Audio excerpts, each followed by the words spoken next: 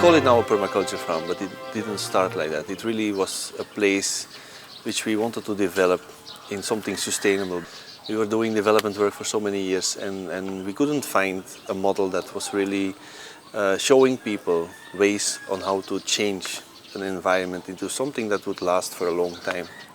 At a certain time, somebody was telling me about permaculture, was telling me, you're trying to do permaculture. And that's how I actually got excited about permaculture as a way to do things in a different perspective.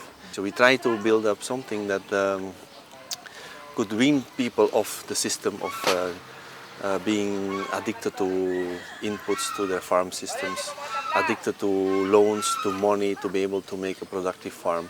We were looking for ways for people to create wealth in the farm without having to buy it, without having to get it from outside sources. And that's how we started building up this farm.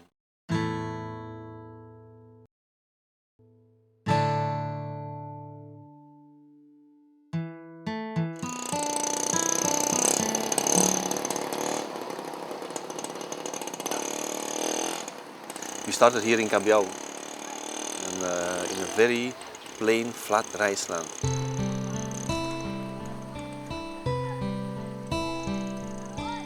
I call it still a green desert. If you look at the farm surrounding us, it's really green deserts. When we started here, the first thing was first to build the soil. So the first 5-6 years, we really invested all our energy to create a system that we could show to people. This is what permaculture is all about. It took us 1 year to observe and to see where we could make the changes and how the landscape would react to these changes based on the different seasons. We added the water, that would be the component and the element that will run through the whole system. So we started channeling water that provides energies to all the elements that we have put in place here. We added trees, we added plants, we added animals, we added buildings, houses for all kinds of purposes. We added the forest, and all these elements started to interact with the rice. And that's how we started building up this farm. Respecting the existing ecosystem, rice as the main crop, is adding biomass to be able to fuel the system for a very, very, very long time to come.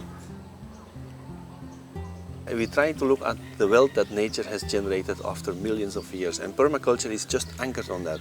It's anchored on the fact that everything we need to know in this life is coming from nature itself.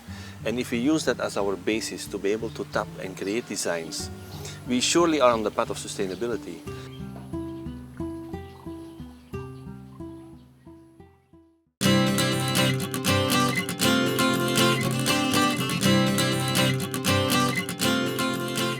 It's a rice field which is more sustainable, which is ready to take on climate change, which is ready to take on any increase in sudden drought or too much water, because the landscape itself is becoming more responsive.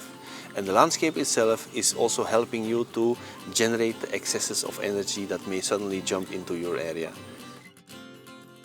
66, black, pink rice, matatag 11, and then matatag 9. Ito yung gusto naming mapadami na binhi dahil sa kanyang potential. Gusto namin padamihin yung mga indigenous na mga seeds natin noon. May mga klase kasi ng mga palay na maganda siya sa panahon nito at pangit siya sa panahon ng tag-ulan o tag-init. So kailangan nating malaman yung mga binhi na yon.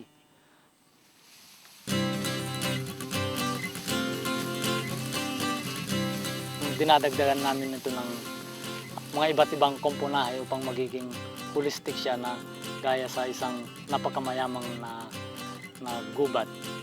Kahit sa anumang aspeto, sa gulayan man, ginagaya din namin ito sa yung may mataas, may mababa, mga pagtatanim.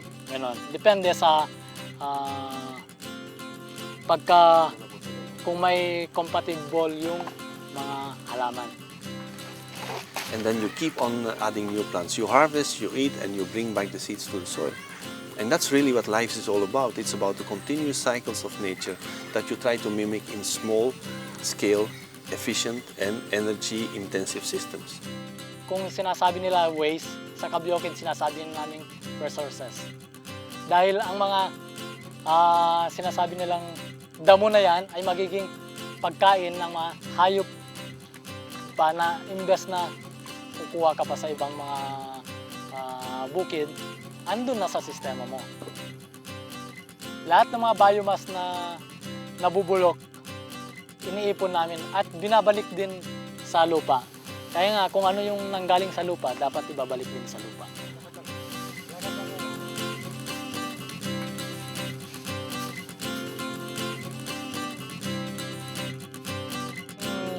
Waste ng isang komponahe ay magiging input sa isang komponahe. Ito lahat ay hindi ginagamitan ng mga chemical na mga inputs. A monoculture rice field, a monoculture grain field, maize, you take out all the other elements that potentially can support your crop to grow into something healthy, into something abundant, by just keep on fighting the elements that are going to attack it. And you are going to do that with chemicals, with all kinds of additional products that are going to poison the soil more and more.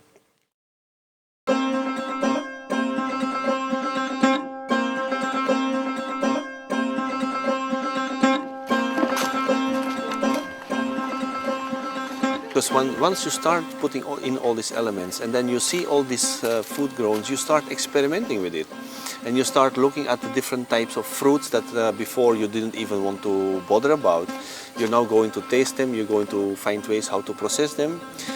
We are looking into ways how to make them into jams, to dry them, to use them in food dishes, in vegetable dishes and so on. So food processing is just the next logical step in any permaculture system. Bale, ito yung passion fruit. Yung passion fruit, madami siyang gamit. Madami siyang pwedeng gawin. Una, pwede mo siyang gawing passion fruit jam. Tapos, pwede mo din siyang gawing passion fruit concentrate. Pwede din siyang passion fruit pure juice siya. Wala siyang kahalo. Bali, binebenta namin. O kaya, ginagamit din namin pagka may mga bisita kami. Tsaka para sa sarili din namin consumption. Bali, ito yung mga finished product na namin. Ito na yung mga binebenta namin. That's not only limited to food, it's also processing other elements like wood, bamboos into beautiful furnitures, into beautiful houses and so on.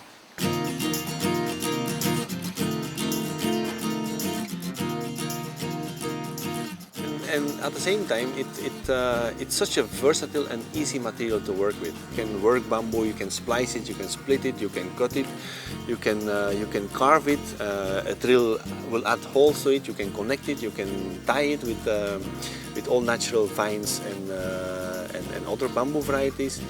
And using and working with that material to make and create houses and dwellings is one of the first things we started experimenting with. And that all comes as the system is getting richer and wealthier and more abundant. You create all these new energies in terms of wood, bamboo, fruits, vegetables, and playing around with them, creating new tastes, new flavors, new designs.